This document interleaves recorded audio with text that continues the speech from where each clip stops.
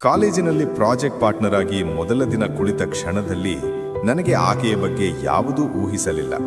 ಆದರೆ ಆಕೆಗೆ ಮಾತ್ರ ನನ್ನಲ್ಲಿ ಏನು ಕಂಡು ಬಂದಿತೋ ಗೊತ್ತಿಲ್ಲ. ಆಕೆಯ ಕಣ್ಣಿನಲ್ಲಿ ಎಲ್ಲವನ್ನೂ ನಿಧಾನವಾಗಿ ಓದಿಕೊಳ್ಳುವ ಶಾಂತ ಸ್ವಭಾವ.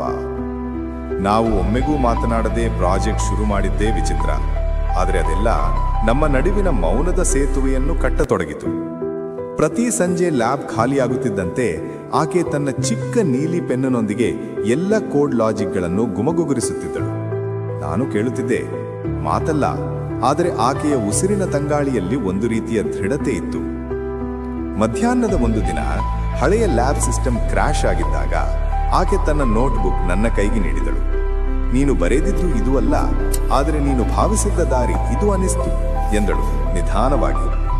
ಅಲ್ಲಿ ಮೊದಲ ಬಾರಿಗೆ ನನ್ನ ಹೃದಯದಲ್ಲಿ ಹೊಮ್ಮಿದ ಬಿರುಕು ಪ್ರೀತಿಯದ್ದೇ ಆಗಿತ್ತು. ಪ್ರಾಜೆಕ್ಟ್ ಮಧ್ಯಭಾಗಕ್ಕೆ ಬಂದಾಗ ನಮ್ಮಿಬ್ಬರ ನಡುವಿನ ಅಂತರ ಹೀಗೆ ಕಡಿಮೆಯಾಗುತ್ತಾ ಹೋಯಿತು. ಕೇಳದೇ ಕೇಳುವ ಜಾಗರೂಕತೆ, ಹೇಳದೇ ಹೇಳುವ ಮನದ ಪಿಚ್ಚುಗಳು. ಆದರೆ ಅಂತಿಮ ಪ್ರಸ್ತುತಿಯ ಮುಂಚಿನ ದಿನ ಆಕೆ ಅಕಸ್ಮಾತ್ ಹೇಳಿದ್ಲು, ನಂತರ ನಾನು ಮನೆಗೆ ಹೋದರೂ ನಮ್ಮ ಪ್ರಾಜೆಕ್ಟ್ ನಿಂತುಕೊಳ್ಳುವುದಿಲ್ಲ. ನೀನು ಹಿಂಬಾಲಿಸುವ ದಾರಿ ಈಗಾಗಲೇ ನಿನ್ನದು. ಆ ಮಾತು ನನ್ನನ್ನು ನಗಿಸಿ ಕೂಡ ನೋಯಿಸಿ ಕೂಡ ಬಿಟ್ಟಿತು.